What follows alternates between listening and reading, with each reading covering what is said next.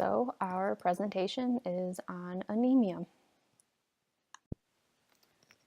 So what's anemia? As we've recently learned, anemia is a decrease in the total number of circulating erythrocytes or a decrease in the quality or quantity of hemoglobin. This can be caused by an altered production of erythrocytes, blood loss, an increase in erythrocyte destruction, or a combination of all three. Anemia itself is not a specific disease, but the manifestation of a pathologic process.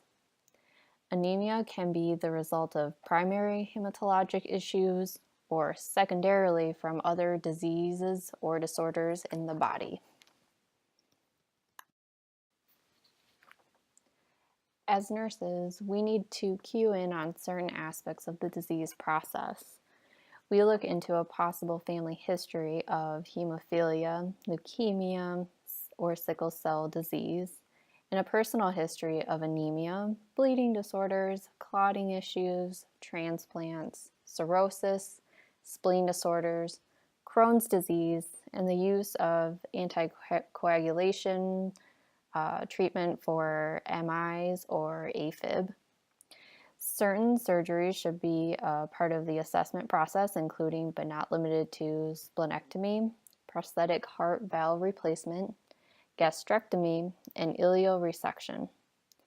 Asking patients for a list of medications that interfere with the hematologic function, such as any herbal therapy, aspirin, and alcoholic use, is necessary for the assessment process.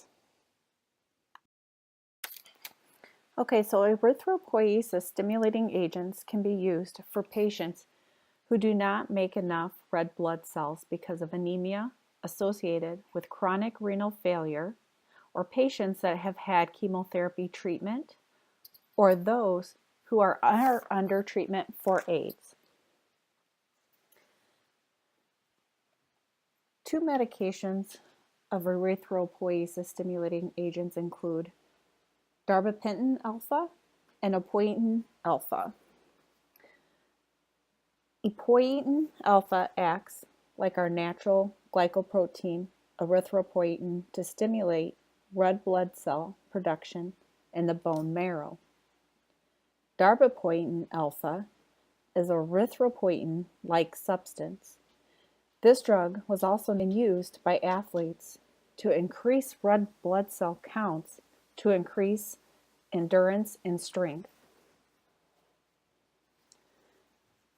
Contradictions of both of these medications should not be used in any patient that has uncontrolled hypertension, because increasing red blood cells also increases pressure within the vascular system, ultimately raising blood pressure.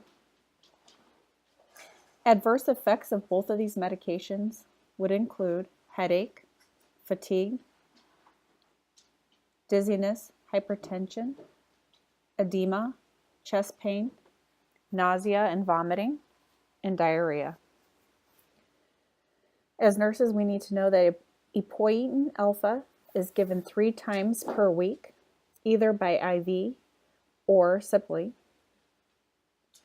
Darbepoetin alpha is given 1 time a week, subcutaneously or by IV. Important things that nurses need to monitor for are adverse effects, headache, nausea, hypertension. Also, we need to monitor the hemoglobin levels to ensure that they're at therapeutic levels, and we need to monitor blood pressure. Agents for iron deficiency anemia. Now here we have treatment for iron deficiency anemia, and mainly, of course, we're going to be focusing on the pharmaceutical or medication interventions for iron deficiency anemia, but I did briefly just want to talk about diet in regards that iron is a mineral and compound that people can find in food, and most people can get all the iron they need through diet, but there are some situations where diet alone may not be enough, or iron is excreted quickly in the body, not absorbed well, or GI problems are present. So with that being said, I did just want to touch on diet. Foods with high iron in them are red meat, seafood, beans, dark green leafy vegetables, and iron fortified cereals, bread, and pasta. And now, more so focusing on pharmaceutical interventions, there are several iron preparations that could be used. However, I've just listed this commonly used iron preparation, ferrous aspartate. Now, I want to mention that this and most iron preparations are administered orally, PO.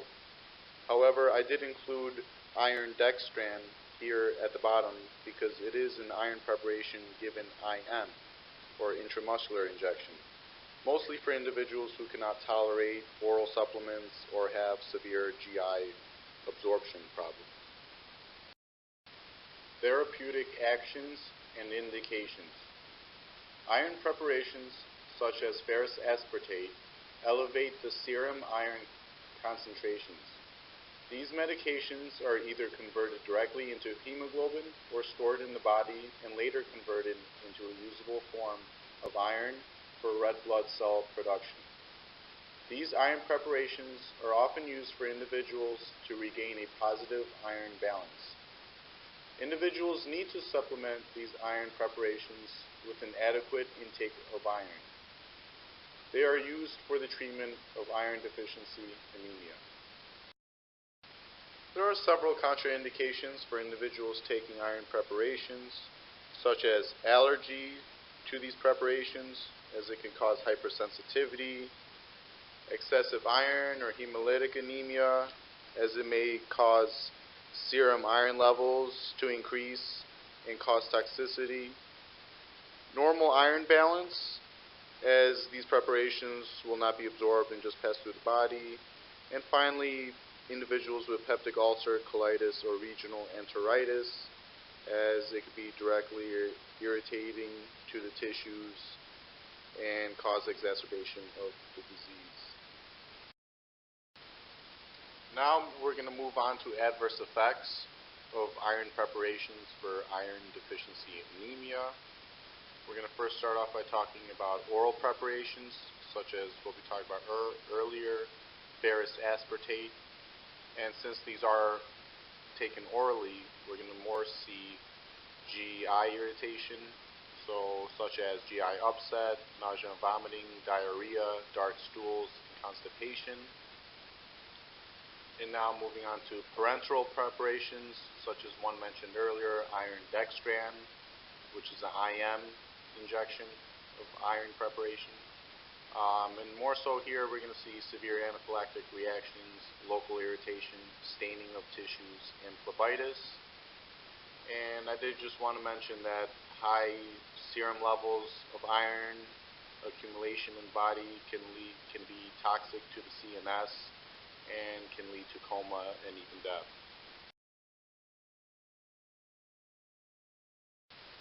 And finally, I'm going to be talking about nursing implications. And to start off, we're going to be talking about my first point here at the top, that we want to educate to the patient that it can take 2 to 3 weeks to see improvement in signs and symptoms, and up to 6 to 10 months for a return to stable iron levels once a deficiency exists. And we also want to advise to the patient that iron is poorly absorbed if taken with antacids, eggs, milk, coffee, or tea.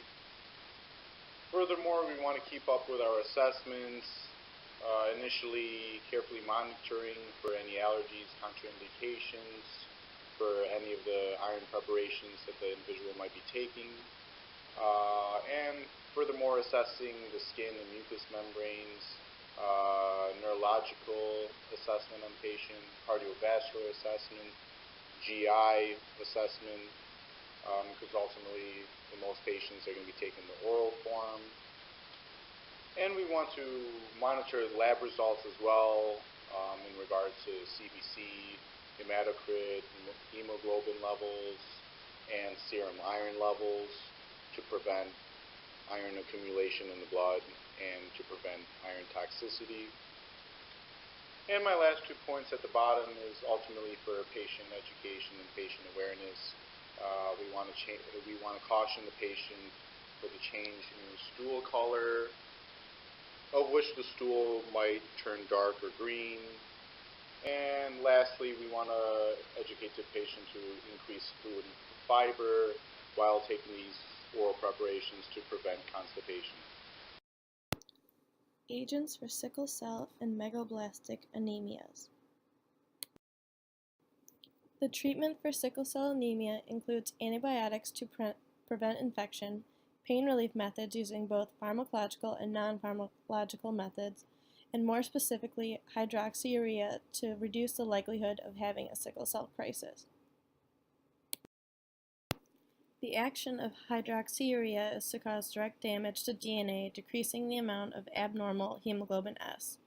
This will result in less pain because there's less clotting of the sickle cells, and that's why it is useful for sickle cell anemia.